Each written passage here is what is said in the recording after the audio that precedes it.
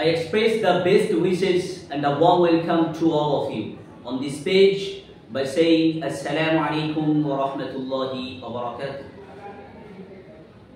My friends, আজকে আমার আলোচনার বিষয় হলো Was Prophet Muhammad, peace be upon him, really poor?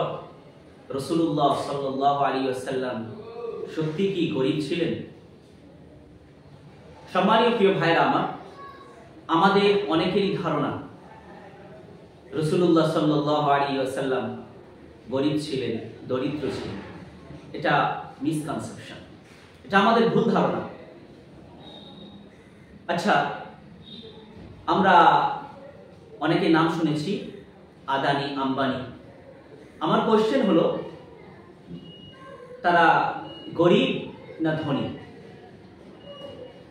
আপনারা প্রত্যেকেই বলবেন ধনী ব্যক্তি। কারণ অ্যাজ এ বিজনেসম্যান, তারা ব্যবসায়ী।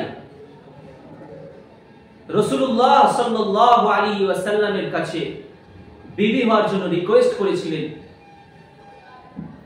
সেই যুগের একজন প্রতিষ্ঠিত ব্যবসায়ী, যার নাম হযরত খাদিজা রাদিয়াল্লাহু তাআলা আনহা। তার কোটি কোটি অর্থ, ধন সম্পদ ছিল। রাসূলুল্লাহ সাল্লাল্লাহু আলাইহি ওয়াসাল্লামের বিবি হওয়ার জন্য দরখাস্ত করেছিলেন।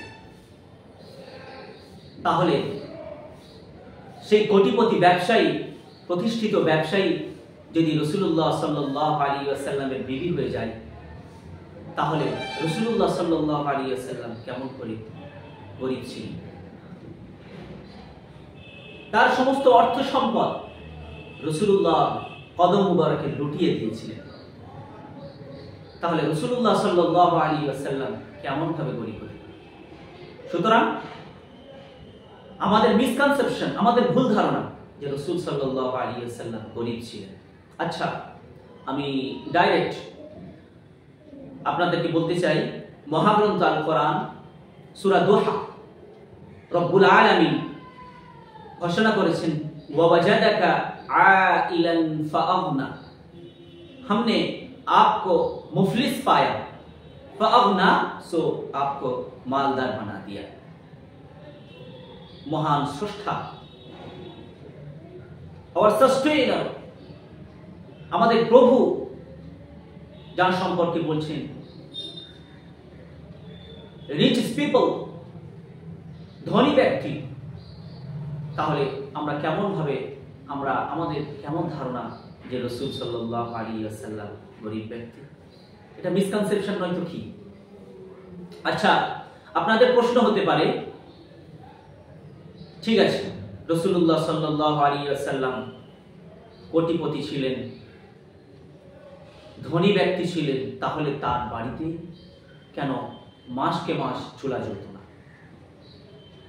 এর উত্তরে আমি সহিহ বুখারীর হাদিস পেশ করব।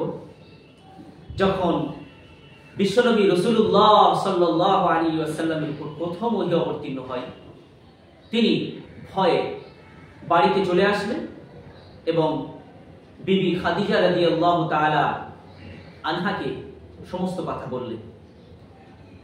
বিবি খাদিজা রাদিয়াল্লাহু তাআলা আনহা সান্ত্বনা দিয়ে বলেছিলেন, ইন্নাকা লাতাসিলুর রাহিমা ওয়া তাহমিলুল কাল্লা ওয়া তাহসিবুল মা'দুম।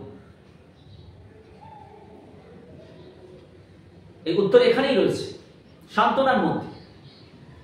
ইন্নাকা লাতাসিলুর রাহিমা, আপনি মানুষের সঙ্গে সম্পর্ক জুড়ে রাখতে চান, যারা সম্পর্ক আপনার থেকে বিচ্ছেদ করতে চান,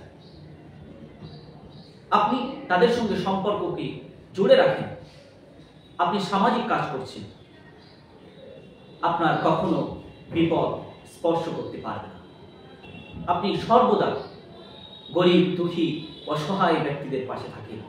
আমার কোটি কোটি অর্থ সম্পদ আমি জানি আপনি কোথায় ব্যয় করছেন, কোথায় খরচ করছেন। রাসূলুল্লাহ সাল্লাল্লাহু আলাইহি ওয়াসাল্লামের একটি সংগঠন ছিল যার নাম হিলফুল ফুজুর। এখানে তিনি বহু অর্থ ইনভেস্ট করেছিলেন। সম্মানীয় প্রিয় ভাইরা, রাসূলুল্লাহ সাল্লাল্লাহু আলাইহি ওয়াসাল্লাম যদি অসহায় ব্যক্তিদের পিছনে এত অর্থ সম্পদ খরচ করে থাকেন, তার সংগঠন ছিল, তাহলে কেমন ভাবে তিনি গরিব হতে পারেন? সুতরাং এটা আমাদের মিসকনসেপশন। আচ্ছা, আমরা যদি জানতে চাই সেই সময়ের পয়সার মূল্য, তাহলে রাসূলুল্লাহ সাল্লাল্লাহু আলাইহি ওয়াসাল্লামের সময় দুটি কয়েন চলতো, গোল্ডেন কয়েন, সিলভার কয়েন, দিনার, দিরহাম। দিনার গোল্ডেন কয়েন, এই স্বর্ণ মুদ্রা। আমরা তো এখন বর্তমান আমাদের কাছে যে টাকা কাগজ মাত্র, কিন্তু দিনারে